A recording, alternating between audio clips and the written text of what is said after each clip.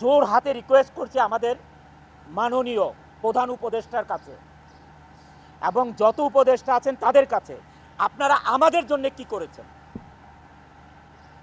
যারা 84% রেমিটেন্স আনে বাংলাদেশে, তাদের জন্য আপনারা কি করেছেন? গার্মেন্টস ইন্ডাস্ট্রি সচল রাখার জন্য কি করেছেন? আমরা সবাই আশা করেছিলাম যে ঈদের সময় অ্যাটলিস্ট একটা বেতন ব্যাংকে লোন দেওয়া হবে, যে শ্রমিক ভাই বোনদেরকে আমরা কি করতে হবে দেখেন, মার্চ মাসে ফেব্রুয়ারির বেতন দিতে হবে, বোনাস দিতে হবে, আবার মার্চ মাসের 50% বেতন দিতে হবে। একটা গার্মেন্টস মালিক কোত্থেকে পাবে এই তিনটা জিনিস এক মাসে? এই তিনটা জিনিস এক মাসে কোথায় পাবে একটা গার্মেন্টস মালিক?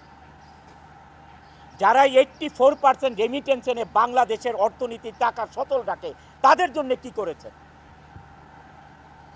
গার্মেন্টস মালিকেরা মুখ চুপ বোঝে, মুখটা চুপ থেকে কি করতেছে, গার্মেন্টসগুলো আরএমজিগুলো বন্ধ করে চলে যাচ্ছে।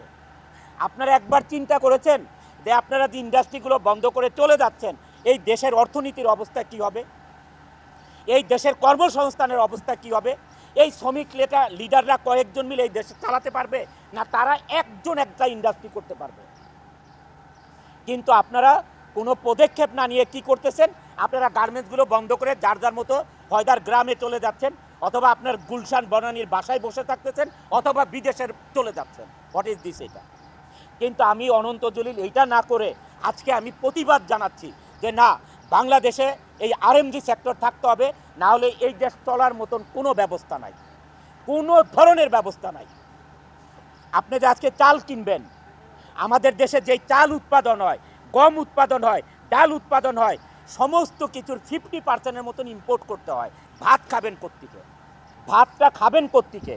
গার্মেন্টসের ভাই বোনেরা আপনারা বাজারে দিয়ে বাজার থেকে চাল কিনবেন, কোত্থেকে পাবেন আপনারা?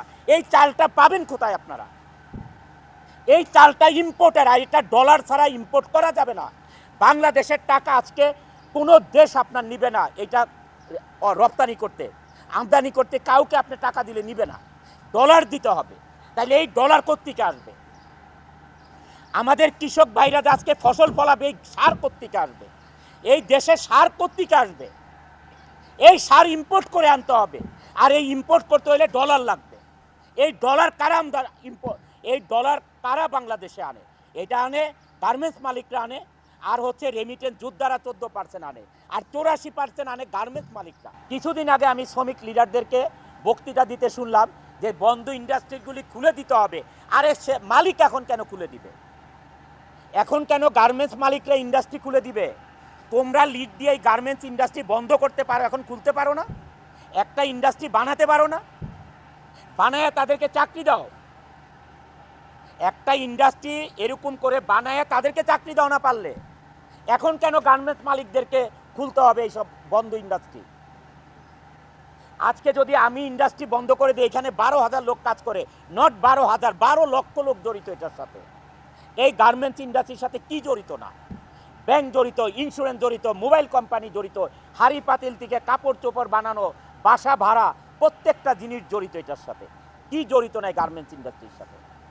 বাংলাদেশে 84% রেমিটেন্স আছে শুধু আরএমজিতে। 13% 14% আসে হচ্ছে আমাদের রেমিটেন্স যোদ্ধাদের থেকে। সারা বাংলাদেশের এক্সপোর্ট থেকে 2% আসে, 2%। মিডিয়া ভাই ও বোনেরা, আমাদের শ্রমিক ভাই বোনেরা, এই দেশে আপনারা কি করে খাবেন? আমার শ্রমিক ভাই বোনেরা, আপনারা কি করে খাবেন? মিডিয়া ভাই বোনেরা, আপনারা এটা প্রচার করুন যে এই দেশ কি দিয়ে চলবে। আমাদের প্রধান উপদেষ্টা জনাব ডক্টর ইউনূস সাহেব 12%, 13%, 14% রেমিটেন্স আসার কারণে বাংলাদেশে এই রেমিটেন্স যোদ্ধাদেরকে যেই সম্মান দিয়েছে, এয়ারপোর্টে আলাদা তাদের বাসস্থান করেছে যে তারা এসে রেস্ট করতে পারে, হোটেলের মতন করেছে, আত্মীয় স্বজন এসে থাকতে পারে, এয়ারপোর্টে তাদেরকে সার্ভিস দিতে হবে, এত ব্যবস্থা করেছে।